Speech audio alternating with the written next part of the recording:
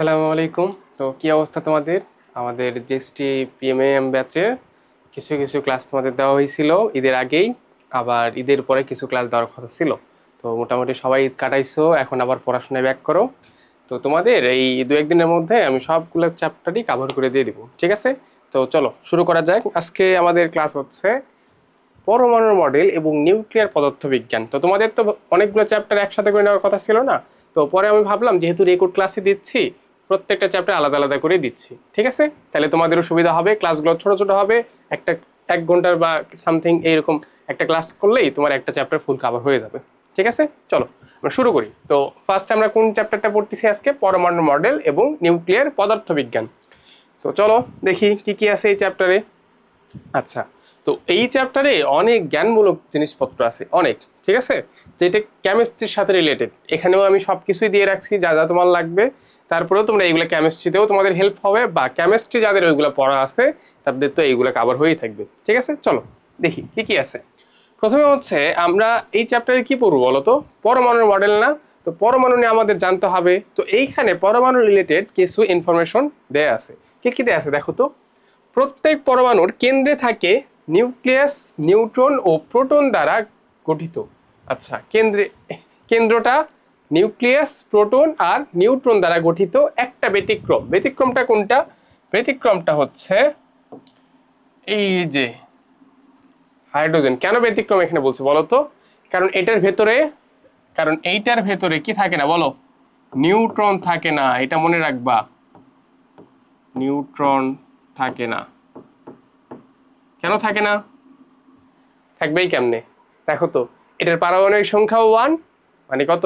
Proton সংখ্যাও 1, ভর সংখ্যাও 1, এটাতে কোনো নিউট্রন নাই, ঠিক আছে? এটার কিন্তু ব্যতিক্রম। আচ্ছা, সবচেয়ে কম ভরের কণা ইলেকট্রন নিউক্লিয়াসের চারদিকে থাকে। ইলেকট্রন কোথায় থাকে? নিউক্লিয়াসের চারদিকে, কক্ষপথে থাকে। কোন মৌলের প্রতীক এক্স, পারমাণবিক সংখ্যাকে জেড দ্বারা প্রকাশ করা হয়, ভর সংখ্যা এ হলে মৌলটিকে এই দ্বারা এইভাবে প্রকাশ করা হয়। এটা একটু দেখে রাখবা, এটাও আসছিল তো, ওই যে দেখো, এটা খুলনা বিশ্ববিদ্যালয়ে আসছিল 19-20-এ। আচ্ছা, উল্লেখ্য A equals to Z plus N, এটা আমরা আগে থেকেই জানি যে ভর সংখ্যা মানে হচ্ছে পারমাণবিক সংখ্যা বা প্রোটন সংখ্যা এবং নিউট্রন সংখ্যার যোগফল, ঠিক আছে? আচ্ছা, শক্তির একক আমরা ইলেকট্রোভোল্টেও কখনো প্রকাশ করি, মেগা ইলেকট্রোভোল্টেও প্রকাশ করি, এগুলো আসবে, যখন আসবে তোমাদের দেখাবো। আর 1 ইলেকট্রোভোল্ট ইকুয়ালস টু কত বলো তো? এইটা একটু মনে রাখতে হবে তোমাদের। 1.6 × 10⁻⁹ জুল, এটা মনে রাখতে হবে। আর মেগা মানে কি? মেগা মানে জাস্ট 10⁶ এ নিয়ে আসতে হবে, তাহলে তো কি হয়ে যাবে? মেগা হয়ে যাবে। এখান থেকে আর কিছু আছে? আচ্ছা, এটা দেখো জাস্ট, ভরের একক কি? নর্মালি তোমরা কেজি জানো, ভরের এককটা কেজি তোমরা জানো, বাট যখন অনেক ছোট ছোট ভর নিয়ে কাজ করা হয়, যেমন প্রোটনের ভর বা নিউট্রনের ভর, ইলেকট্রনের ভর, এগুলো তো অনেক কম। দেখছো না তোমরা যে 10⁻31 কেজি, 10⁻27, 10⁻24, এইরকম যখন আসবে, তখন ওইগুলোকে আমরা কেজি দিয়ে প্রকাশ করি না, তখন AMU দিয়ে প্রকাশ করি। এটার ফুল ফর্ম কি? ফুল ফর্ম হচ্ছে অ্যাটমিক মাস ইউনিট। তোমাদের একটু কাজ এখানে দেওয়া আছে। আমি তো ভাবছিলাম 1 AMU কত কেজি, এটা তোমাদের কাজ দেবো, তাই এটা এখানে দেওয়াই আছে। এই মানটা খুব ভালো করে মনে রাখবা। 1 AMU ইকুয়ালস টু 1.66 × 10⁻27 কেজি। খুব ভালো করে মনে রাখবা। আর যদি গ্রাম হইতো কি হইতো? এখানে 10⁻24 গ্রাম। এরপরে ভরের আরো কিছু একক আছে, দেখো, newton per metre second square. এইগুলা এককের বিষয়টা কেমন? এটা কই থেকে আসছে? তো এফ ইকুয়ালস টু, তুমি কি জানো দেখো তো? F equals to M A জানো না? সেখান থেকে এম ইকুয়ালস টু তুমি কি বলতে পারবা? এফ বাই এ। তো এফ এর এটার একক কি? এটার একক হচ্ছে নিউটন। আর ত্বরণ এর একক কি? Metre per second square. এখান থেকে যদি আমি নিয়ে আসি, কি আসবে দেখো তো? এটার একক, তাহলে বা এটা আসতেছে নিউটন, এটা উপরে চলে গেলে পার মিটার সেকেন্ড স্কোয়ার। এই যে এটা এখানে লিখছে, বোঝা গেছে? সেম এটাও একইভাবেই আসছে। এইটার কাজ হচ্ছে তোমরা এটা নিজেরা একটু দেখবা, এটা ডিউ 19-20-এ আসছে। তাহলে আমাদের দেখো ভরের এককগুলা, প্রশ্ন আসতে পারে নিচের কোনটি ভরের একক? কেজিও নাই, এমইও নাই, দেখবা এই দুটার মধ্যে একটা দেয়া আছে। ঠিক আছে, তো এগুলো একটু দেখে রাখতে হবে। আর এটা তো বললাম। আর 1 AMU ভরের সমতুল্য শক্তি, তো এটা কোন জায়গা থেকে আসছে? একদম চ্যাপ্টারের শেষের একটা কনসেপ্ট কি ছিল? E ইকুয়ালস টু,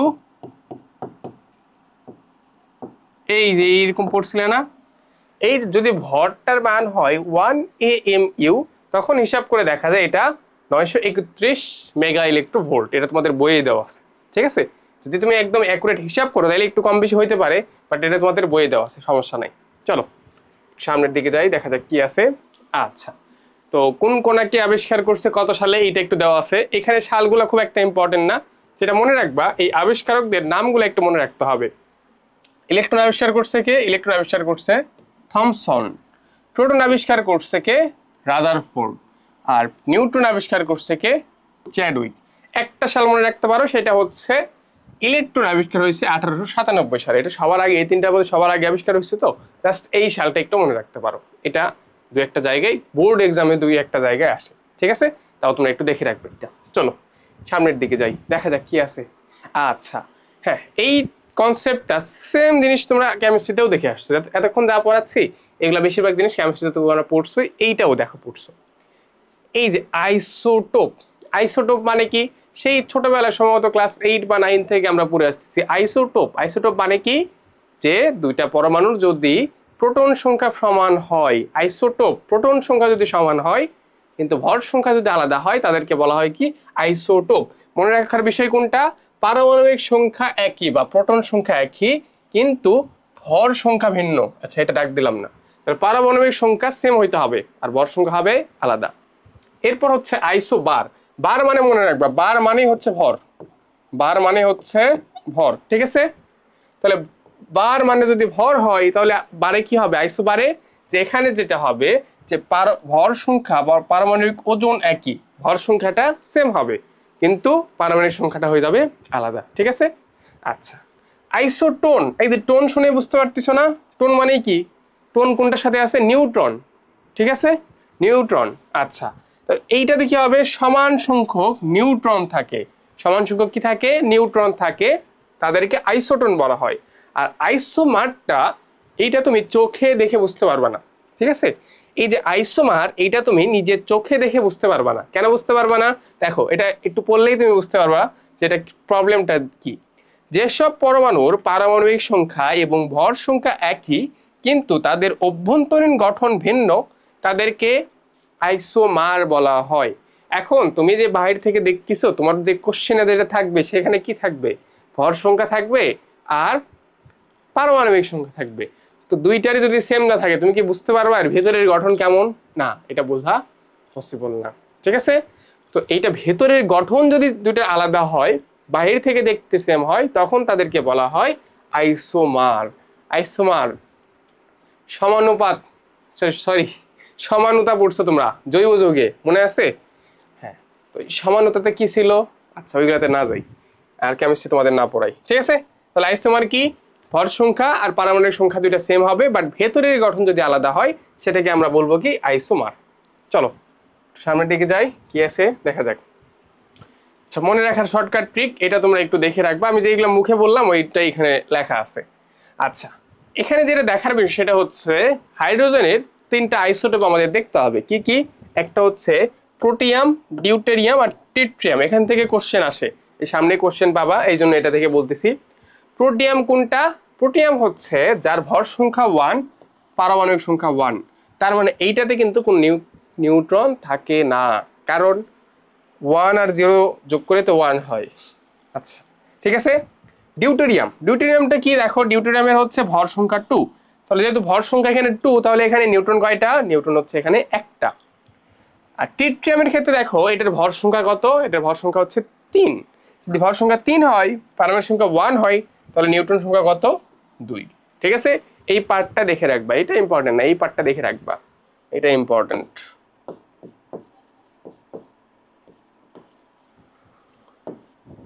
চলো দেখি সামনের দিকে একটু। হ্যাঁ, এই যে প্রশ্ন আসছে দেখো, কোথায় এটা? জগন্নাথ 24-25, জাস্ট গত বছরের প্রশ্ন। নিচের কোনটি নিউক্লিয়াসে থাকে না? বলো। প্রোটন, ইলেকট্রন, নিউট্রন, মেসন, কোনটি থাকে না? তোমাদের জানার সুবিধার্থে বলতেছি, এইটা হচ্ছে আমাদের যদি নিউক্লিয়াস হয়, এটা যদি কক্ষপথ হয়, এটা হচ্ছে নিউক্লিয়াস। ঠিক আছে, নিউক্লিয়াসের ভেতরে কি কি থাকে বলতো? নিউক্লিয়াসের ভেতরে প্রোটন থাকে আর নিউট্রন থাকে, মেসন টেসন আরো অনেক কণা থাকে, কিন্তু মূলত প্রোটন নিউট্রন থাকে। ইলেকট্রন কোথায় থাকে? ইলেকট্রন থাকে হচ্ছে কক্ষপথে। ইলেকট্রন কোথায় থাকে? ইলেকট্রন থাকে হচ্ছে কক্ষপথে। তাহলে আনসার কি হবে? যে নিউক্লিয়াসে থাকে না কোনটা, সেটা হচ্ছে ইলেকট্রন। ঠিক আছে, আচ্ছা। হাইড্রোজেনের আইসোটোপ ট্রিটিয়ামে কয়টি নিউট্রন থাকে? এটা একটু আগে দেখাই আসছে তোমাদের। ট্রিটিয়াম মানে কোনটা? ট্রিটিয়াম মানে হচ্ছে, এই কালারটা একটু চেঞ্জ করি, ট্রিটিয়াম মানে হচ্ছে হাইড্রোজেনের ভর সংখ্যা হচ্ছে 3, ট্রিটিয়াম মানে 3, আর তার পারমাণবিক সংখ্যা তো সবসময় 1। এখন তাহলে দেখো নিউট্রন সংখ্যা কত? নিউট্রন সংখ্যা হচ্ছে, নিউট্রন সংখ্যা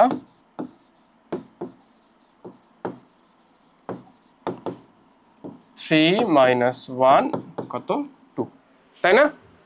এটা খুব ভালো করে মনে রাখবে, এগুলো কিন্তু পরীক্ষায় প্রচুর ভুল হয়, খুব সহজ জিনিস কিন্তু ভুল হয়ে যায়।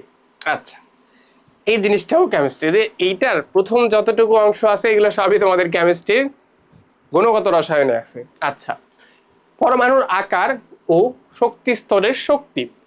এই যে দেখো কক্ষপথ গুলো আসে, আমি একটা পেজ নিয়ে দেখাই। হ্যাঁ, এখানে একটা পেজ নিয়ে দেখাই। কি হয় দেখো তো, এইখানে থাকে, ধরে নাও এইখানে থাকে হচ্ছে নিউক্লিয়াস, এখানে থাকে হচ্ছে নিউক্লিয়াস, প্রোটন নিউট্রন এখানে আছে, নিউক্লিয়াস। এই যে একটা কক্ষপথ, এই যে একটা কক্ষপথ, এই যে আরো একটা কক্ষপথ দিলাম। তো এইটা হচ্ছে আমার প্রথম কক্ষপথ, এটা হচ্ছে দ্বিতীয় কক্ষপথ, আর এটা হচ্ছে তৃতীয় কক্ষপথ। এখন তুমি নিজে একটু চোখ দিয়ে দেখো তো, প্রথম কক্ষপথের যেটার ব্যাসার্ধ, এইটা যে বৃত্তটা আছে এইটার যা ব্যাসার্ধ, দ্বিতীয় যে কক্ষপথ আছে দ্বিতীয়টা কি আরো বড় না? যত তৃতীয়তে গেছি সেটা কি আরো বড় হয়েছে? যদি তুমি চতুর্থতে যাও তাহলে এটা কি হবে? আরো বড় হবে। তাইলে আমাদের কক্ষপথ সংখ্যা যত বাড়তিছে তার ব্যাসার্ধ কি হচ্ছে? ব্যাসার্ধ আরো বড় হচ্ছে। ঠিক আছে, আচ্ছা। এখন যদি শক্তির কথা বলি, শক্তির ক্ষেত্রে কি হয়? কক্ষপথ যত বাড়ে শক্তিটার পরিমাণ তত কমে। কেন কমে? কারণ শক্তি হচ্ছে, এই যে দেখো এই ইলেকট্রন গুলা কি ঘুরতেছে না, এই ইলেকট্রন এই যে ঘুরতেছে তাদের মধ্যে কি একটা শক্তি থাকবে না? তাইলে এই শক্তিটা কি? এই যে ভেতরে প্রোটন আছে আর এখানে কি আছে? ইলেকট্রন।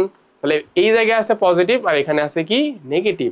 এদের মধ্যে যে আকর্ষণ বলটা সেটা কি আমরা কি বলতেছি? শক্তি। তাহলে এই যে আকর্ষণ বলটা আছে এখানে, এই জায়গায় যে আকর্ষণ বল থাকবে, এখানে কি জায়গা কম, আকর্ষণ বল বেশি। যত তুমি দূরের দিকে যাবা আকর্ষণ বল ধীরে ধীরে কি হবে? কমে যাবে না? যত দূরে যাবা আকর্ষণ বল ধীরে ধীরে কমে যাবে। আমরা এটা কোন জায়গায় পড়ছিলাম? স্থির তড়িতে পড়ছিলাম, আমরা স্থির তড়িতে এটা পড়ছিলাম, তাই না? যত দূরত্ব বেশি হবে আকর্ষণ বল তত কি হবে? কমতে থাকবে। তো এই ঘটনাই এখানে হয়েছে। দেখো কি হয়েছে দেখো তো, এই যে এই ফর্মুলার দিকে একটু দেখাও, এইটার দিকে যদি দেখো, তুমি দেখো এন স্কোয়ার, এনটা কি? এন হচ্ছে কক্ষপথ, কত তুমি কক্ষপথ তুমি নিবা। তো এন এর মান যত বেশি হচ্ছে, দেখো এই আর নটের সাথে এন স্কোয়ার গুণ অবস্থায় আছে। আর নটটা কি? আর নট লেখা আছে, হ্যাঁ, এই যে প্রথম কক্ষপথের ব্যাসার্ধ, প্রথম কক্ষপথের ব্যাসার্ধ কত? 0.53 অ্যামস্ট্রং। আর এই জেডটা আসলে খুব একটা কাজে লাগে না, কারণ তোমাদের হচ্ছে হাইড্রোজেনে বেশি কাজ হয়। তো হাইড্রোজেনের ক্ষেত্রে তো জেড এর মান 1। তারপরে তোমরা মনে রাখবা এটা কিন্তু, ঠিক আছে? এটা মনে রাখবা, পরীক্ষায় খুব একটা কাজ যদিও দেয় না, সাধারণত হাইড্রোজেন থেকে প্রশ্ন আসে। তারপরে মনে রাখবা যদি কোনো অন্য কিছু দেয় তাহলে তুমি এটা কিন্তু বসাইতে হবে। ধরলাম লিথিয়ামের জন্য বলছে, তাহলে এটাকে, তাহলে তুমি কি বসাবা? 3 বসাইতে হবে। ঠিক আছে, আচ্ছা। এই যে কোনটার জন্য বের করছে, হ্যাঁ এই যে এটা মেইনলি তোমার হচ্ছে মনে রাখতে হবে। বোঝা গেছে? আমরা আসবো, সমস্যা নাই, কোশ্চেন আসবে। আর যেটা বললাম যে শক্তি স্তর যত বাড়তে থাকবে তাদের কি হবে? শক্তির পরিমাণ ধীরে ধীরে মানটা কম দেখবে বাবা। দেখো হ্যাঁ, এই যে এইটাতে দেখো, তাইলে মনে প্রথম কক্ষপথে শক্তি দেওয়া আছে, হ্যাঁ এই যে 13.6, 13.-13.6 ইলেকট্রন ভোল্ট, এটা হচ্ছে প্রথম কক্ষপথের জন্য।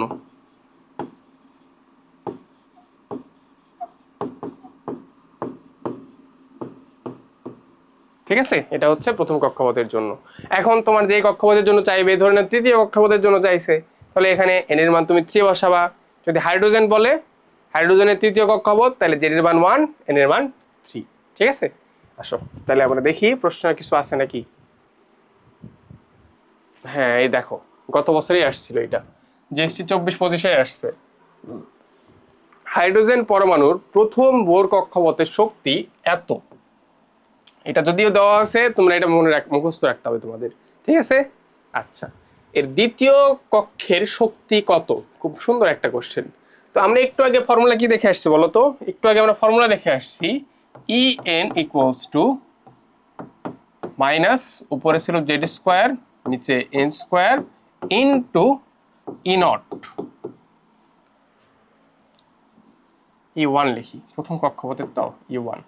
ঠিক আছে, আচ্ছা, এখন তাইলে তুমি মান বসাও। মাইনাস হাইড্রোজেনের জন্য, হাইড্রোজেনের পারমাণবিক সংখ্যা কত? জেড এর মান এটা 1, এটা নিয়ে আমাদের চিন্তা করতে হচ্ছে না। এরপরে আসবো আমরা কিসে? এন। এনটা কি? কক্ষপথ নাম্বার। এখানে কোন কক্ষপথ বলছে? দ্বিতীয় কক্ষপথ। দ্বিতীয় কক্ষপথ হলে এখানে 2, যেহেতু এন স্কোয়ার, 2 এর উপরে স্কোয়ার, ইনটু 13.6 ইলেকট্রন ভোল্ট। বসাও, তাহলে মাইনাস 13.6 নিচে 4 ইলেকট্রোভোল্ট। এখানে এসে প্রবলেম হয়ে যায় এইটুকু হ্যান্ড ক্যালকুলেশন করতে। তো তুমি নর্মালি যেটাকে চিন্তা করবা, দশমিক যদি থাকে, এগুলো গুণ ভাগের সময় তুমি চিন্তা করবা এখানে দশমিক নাই, পরে দশমিক নিয়ে তুমি কাজ করবা। তুমি যে কাজ করো দেখো তো, 136 যদি থাকতো তুমি কি ভাগ করতে পারতা না? এই দশমিক বাদ দাও, কি আছে? 136 ধরে নাও আছে। তাইলে তুমি কি করো বলো তো? এই 4 দিয়ে 13কে ভাগ করলে কতবার যাবে? 3 বার হয়ে গেল। এখানে 12 দেখা যাচ্ছে কত? 16। কতবার যাবে? 4 বার, 16। তাহলে এখানে কত? যদি 136কে ভাগ করো কত আসে? 34 আসে। তাহলে এখানে যেহেতু একটা দশমিক ছিল, বাম দিক থেকে তোমার হিসাব করতে হবে, বাম দিক থেকে কয় ঘর পর?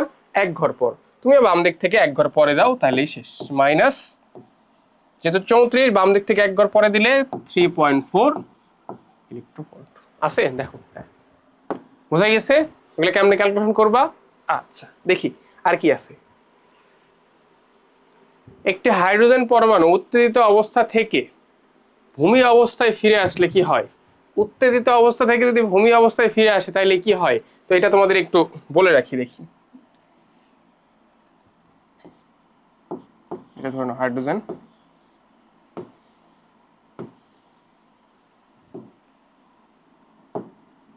আচ্ছা, এই জায়গায় যে আছে, যে এই জায়গায় আছে, সে যদি উপরের দিকে যাইতে চায়, উপরের দিকে যদি তুমি যাইতে চাও, তুমি নিজে চিন্তা করে দেখো তো, তুমি যে অবস্থায় আসো তার চেয়ে যদি উপরের দিকে যাইতে চাও, তোমার কি বেশি টাকার দরকার না আরো? বুঝতে পারছো কথা?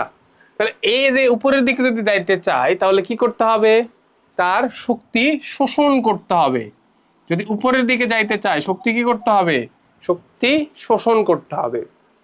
এখন যদি আগের অবস্থায় ফিরে আসতে চায়, দেখো কি বলছে, উত্তেজিত এটা যখন গেছে, সে কি উত্তেজিত হয়ে গেছে না, শক্তি সে শোষণ করে উপরের দিকে গেছে। যদি সে এই উত্তেজিত অবস্থা থেকে তার আগের জায়গায় ফিরে আসতে চায়, তার ভূমিতে ফিরে আসতে চায়, তাহলে কি করতে হবে? সে যতটুকু শোষণ করছিল সেটুকু কি করতে হবে? ছেড়ে দিতে হবে। তাহলে যতটুকু শোষণ করছিল ওইটুকু শক্তি ছেড়ে দিতে হবে।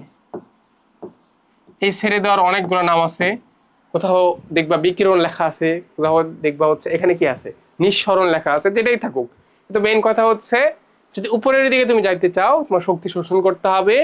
যদি আবার আগের অবস্থায় ফিরে আসতে চাই, তাহলে যতটুকু শোষণ করছিল ওইটুকু শক্তি তাকে ওই জায়গায় নিঃসরণ বা বিকিরণ বা ছেড়ে দিয়ে চলে আসতে হবে। ঠিক আছে, তাহলে কি করতে হবে? আগের অবস্থায় ফিরে আসতে গেলে শক্তি,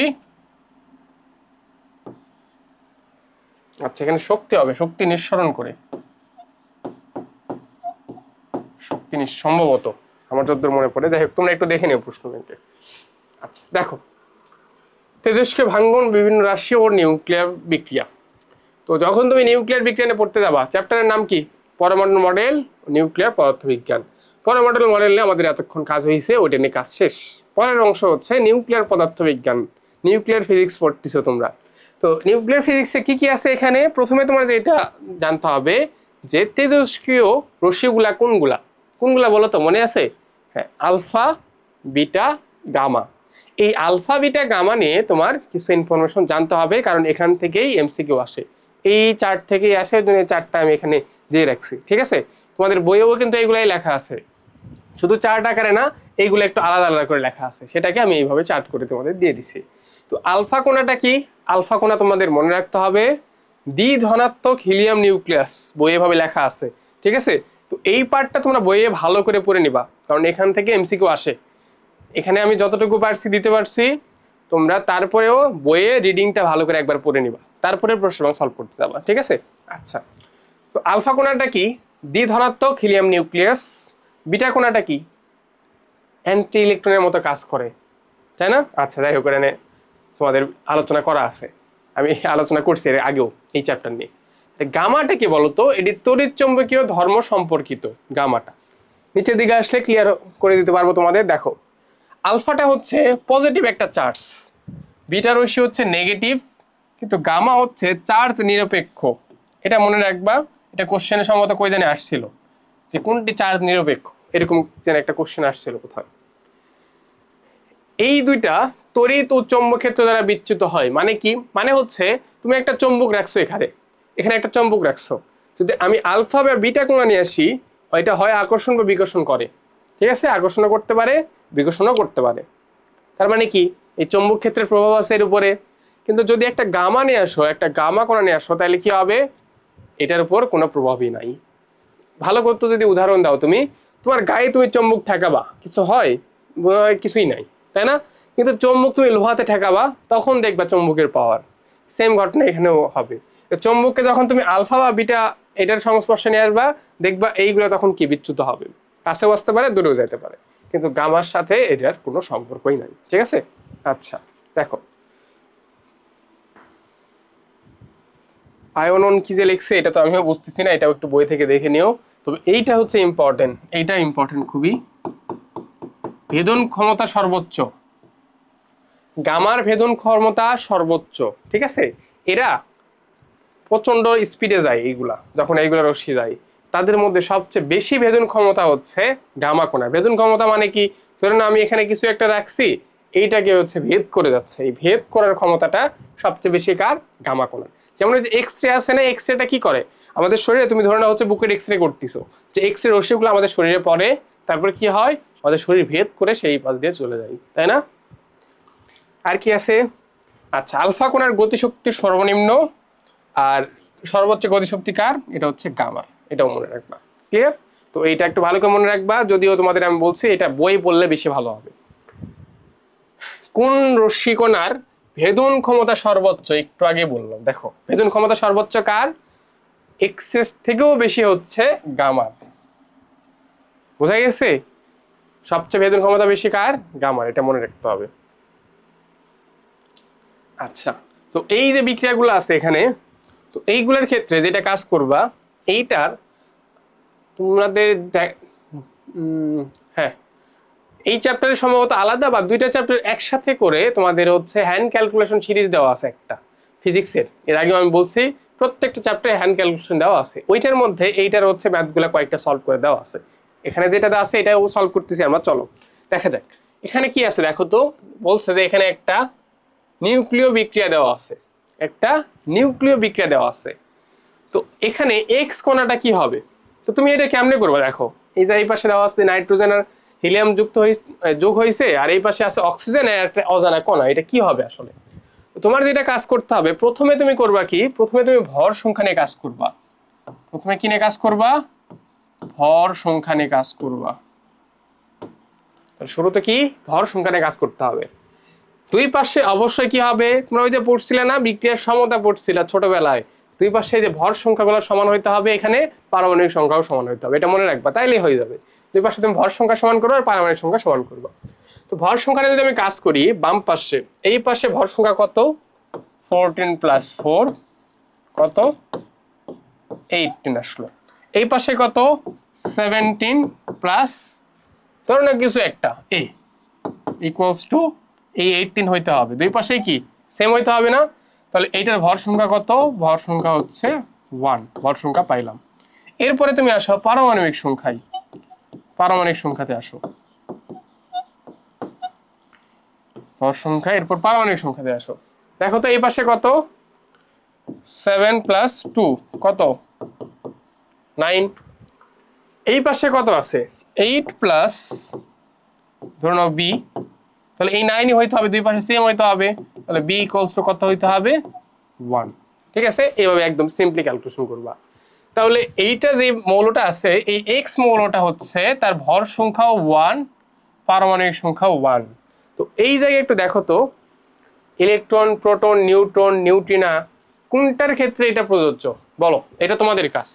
এটা কোনটার ক্ষেত্রে প্রযোজ্য?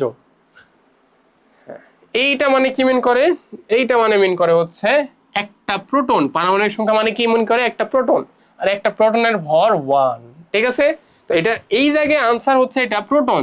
কিন্তু যদি এরকম থাকতো, প্রোটিয়াম থাকতো, সেটাও আনসার হইতো, কারণ প্রোটিয়ামও কি সেম মিন করে, কি মিন করে বলো, এই যে হাইড্রোজেন 1 1।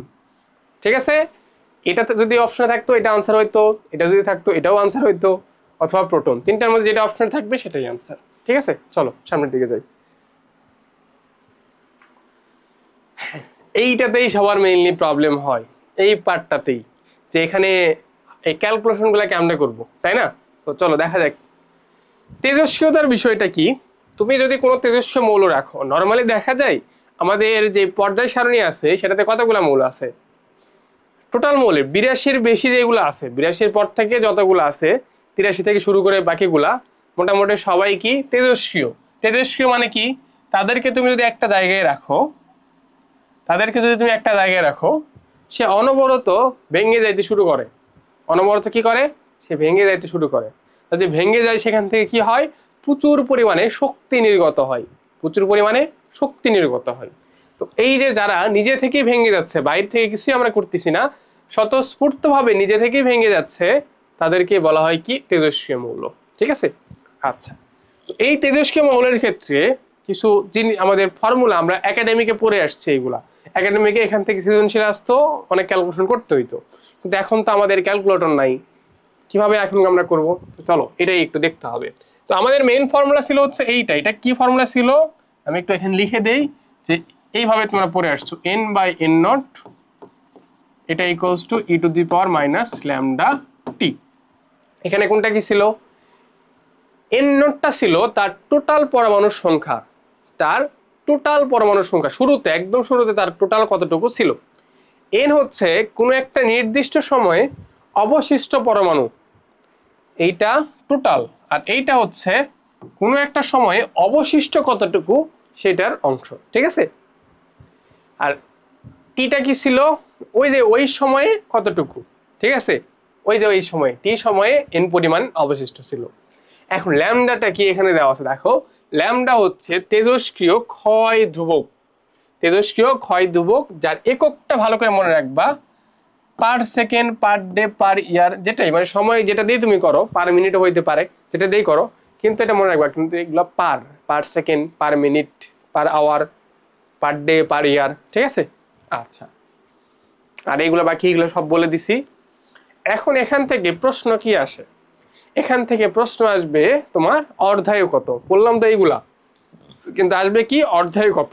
অর্ধায়ু বিষয়টা কি, অর্ধায়ু বিষয়টা হচ্ছে কোনো একটা তেজস্ক্রিয় মৌলের অর্ধেক অংশ ক্ষয় হইতে বা অর্ধেক অংশ অবশিষ্ট থাকতে যতটুকু সময় লাগে সেটাকেই কি বলা হয়, অর্ধায়ু।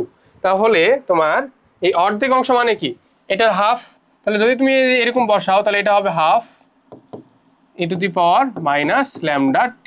তো এখান থেকে যদি তুমি করো তাহলে এখান থেকে কি আসবে, দেখো তো, এই এই পাশে আসবে হচ্ছে ln হাফ -λt। তো এটাকে উল্টাই দিলে কি হয়, ln 1/2 কে যদি উল্টাই দাও, 1/2 কে যদি 2 বানাও তাহলে একটা মাইনাস আসে। ঠিক আছে, এটা মনে রাখবা, এটা ম্যাথের বেসিক, ল্যামডা টি। তো এই যে টি ইকুয়ালস টু, তাহলে কি আসছে দেখো, টি ইকুয়ালস টু দুই পাশ থেকে যদি মাইনাস চলে যায়, ln 2 বাই হচ্ছে ল্যামডা। এইটাই হচ্ছে ফর্মুলা, যেটাকে টি হাফ বলা হয়, অর্ধায়ু বলা হয়। ঠিক আছে, এই ফর্মুলা তোমরাও দেখছো এতদিন যে কেমনে আসে, জাস্ট তাও দুই লাইনে একটু দেখাই দিলাম, বুঝা গেছে। এটাই হচ্ছে অর্ধায়ুর ফর্মুলা, এখানে এই যে দেখো লেখাই আছে, অর্ধায়ুর ফর্মুলা হচ্ছে এইটা, ক্লিয়ার? আচ্ছা, আর এই টাউটা কি, টাউ হচ্ছে এটা গড় আয়ু, এটা হচ্ছে গড় আয়ু, এটা 1/λ বা এটার থেকেও বের করা যায়, আমরা দেখব। ঠিক আছে, চলো তাহলে দেখি এখান থেকে ম্যাথ কেমনে করব আমরা। হ্যাঁ, ম্যাথ আসবে তোমার এইরকম যে 2 ঘন্টা পর কোনো তেজস্ক্রিয় মৌলের 1/16 অংশ অবশিষ্ট থাকে, মৌলটির অর্ধজীবন কত। এখন এটা কেমনে তুমি বের করবা, এটার জন্য তোমার একটা শর্টকাট জানতে হবে, কারণ এটা তুমি যদি মানে জেনুইন প্রসেসে করতে চাও, প্রথমত এটা বিশাল বড় হবে, তারপরে তোমার হাতে ক্যালকুলেটর নাই, তাই না। তো এটা কেমনে তোমরা করবা দেখো, টি সময় পর, এখানে শর্টকাটটা আমি লিখে দিচ্ছি, টি সময় পর, এখানে কি দিয়ে দেওয়া আছে অবশিষ্ট না, হ্যাঁ 1/2n অংশ অবশিষ্ট থাকলে,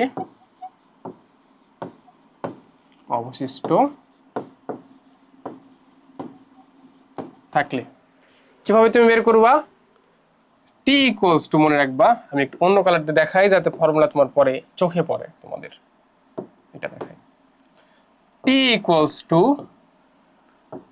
n into T half. T half মানে কি, টি হাফ মানে ওই মৌলটার অর্ধায়ু, এন হচ্ছে এই যে এখানকার এন, দেখো এখানে একটা এন দেওয়া আছে না, আমি ম্যাথ করে তোমাদের উপর এটা বুঝাই দিচ্ছি। আর টি হচ্ছে সময়, এই 1/2n অংশ অবশিষ্ট থাকতে কতটুকু সময় লাগতেছে। ঠিক আছে, এইটা দিয়ে আমরা অনেক কিছু সলভ করতে পারবো, আর বেশিরভাগ সময় তোমরা দেখবা তোমাদের এক্সামে এইটা দিয়ে আসে, কারণ স্যাররাও তো জানে এখানে ক্যালকুলেটর নাই। তোমাকে যদি এখানে আমি বড় একটা দিয়ে রাখি, আছে তোমাদের প্রশ্ন ব্যাংকও আছে, তো আলটিমেটলি ওটা তো কেউ করতে পারবে না, ওই একটা জন্য তুমি বসে থাকবে না, তাই না। চলো দেখা যাক, সলভ করি আমরা। তো এখানে কি কি দেওয়া আছে দেখো তো, বলছে 2 ঘন্টা পর কোনো তেজস্ক্রিয় মৌলের এত অংশ অবশিষ্ট থাকে, মৌলটির অর্ধজীবন কত। তো 2 ঘন্টা পর, এটা আসলে কিসের মান, 2 ঘন্টা পর, এটা হচ্ছে টি এর মান, তাহলে টি এর মান হচ্ছে 2 ঘন্টা, কত অংশ 1/16।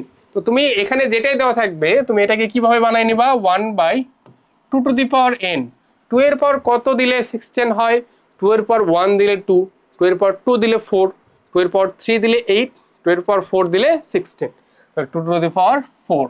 তাহলে এখান থেকে n এর মান কত পাইলাম বলো, n এর মান তাহলে কত, n এর মান হচ্ছে 4। বোঝা গেছে। তো এইখানে অনেক কে চিন্তা করতে পারো, যদি এইরকম না দিয়ে দেয় হচ্ছে 1/410 অংশ, 1/15 অংশ, তাহলে তো আমি 2^, বানাই নিতে পারবো না। তো তোমাকে আগেই আমি বলে দিছি, তো ওইটা তুমি শুধু না, কেউই তো বানাইতে পারবে না, ওটা নিয়ে তোমার টেনশন করতে হবে না। পরীক্ষায় নর্মালি এমন কিছুই আসবে যেটাতে তুমি 2^n আকারে বানাইতে পারবা। ঠিক আছে, আচ্ছা এখন তাহলে তুমি ফর্মুলা কি জানো বলো তো, তুমি ফর্মুলা জানো যে t equals to n into T half, তাই না। এখন তুমি মান বসাও, এই টি এর মান কত পাইছো তুমি, টি এর মান পাইছো 2, n এর মান পাইছো কত 4 ইন্টু টি হাফ,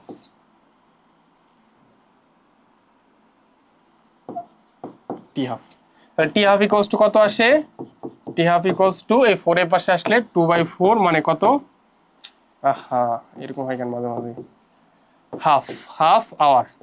তো আওয়ারে নাই, দেখো এগুলো সব মিনিটে দেওয়া আছে, হাফ আওয়ার মানে কত 30 মিনিট।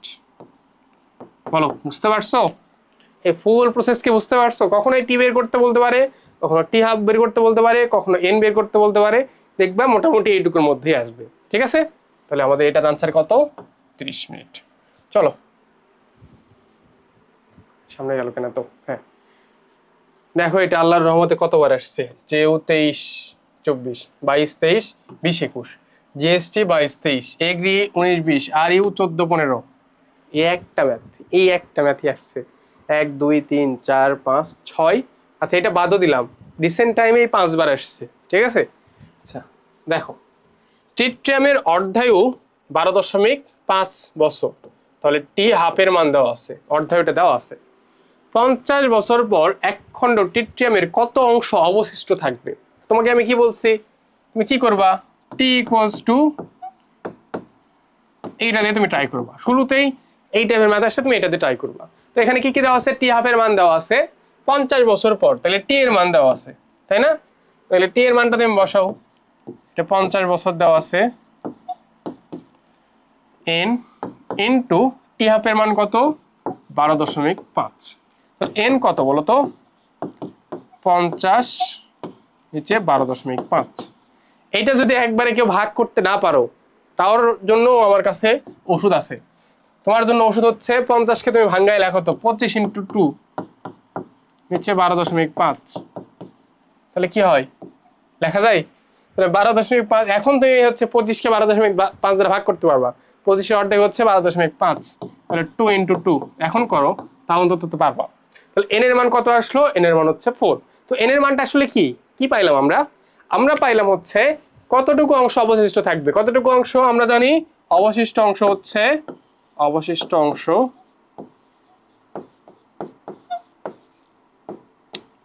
মাঝে মাঝে এটা ল্যাগ করতেছে কেন?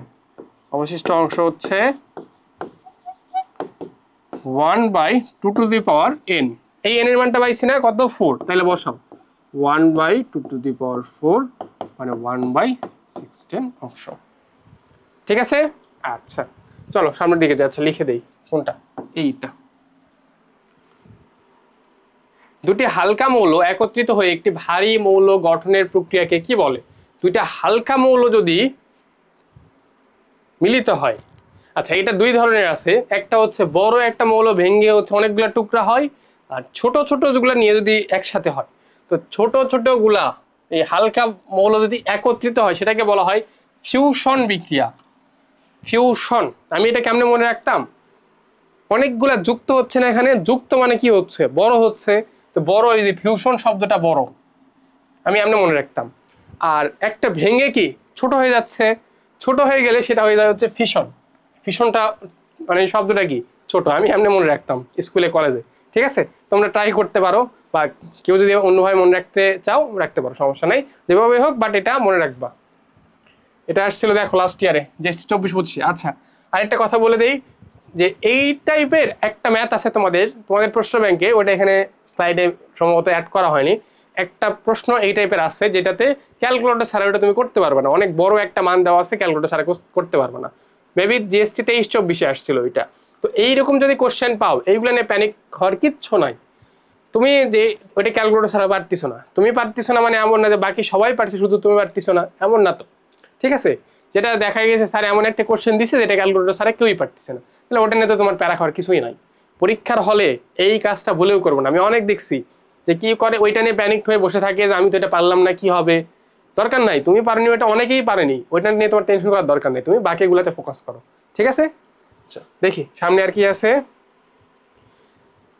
নিউক্লিয়ার বন্ধন শক্তি হলো নিউক্লিয়াস একত্রে, হ্যাঁ এটা একটু বলো, নিউক্লিয়ার বন্ধন শক্তিটা কি? ওই যে ভর শক্তি তোমরা পড়ছিলে না, হ্যাঁ ভর শক্তিটা কি ছিল বলো তো। আচ্ছা আগে আমাকে বলো নিউক্লিয়ার এটাই বলো, নিউক্লিয়াসে কি থাকে? নিউক্লিয়াসে নিউক্লিয়াসে কি কি থাকে বলো?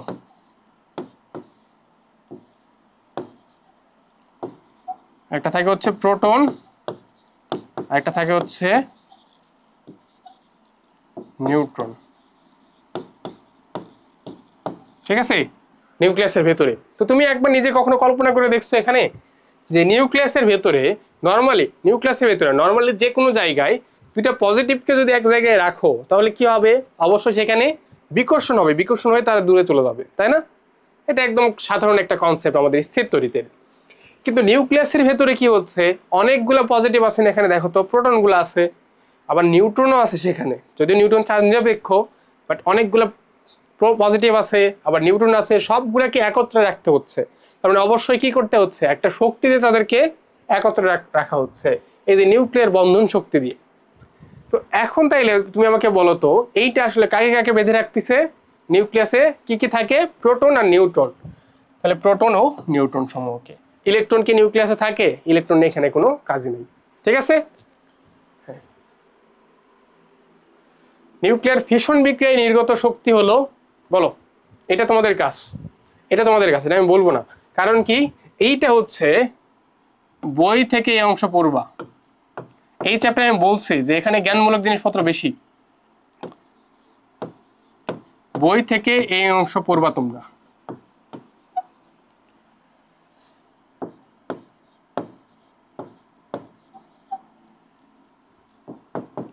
আমি তোমাদের বলে দিব না, কারণ তোমাদের বলে দিলে তোমরা কি করো, আর এইটা পড়তে চাও না, হয়ে গেছে এই কোশ্চেন সলভ হয়ে গেছে, এটা বলে দেবো না জ্ঞানমূলক।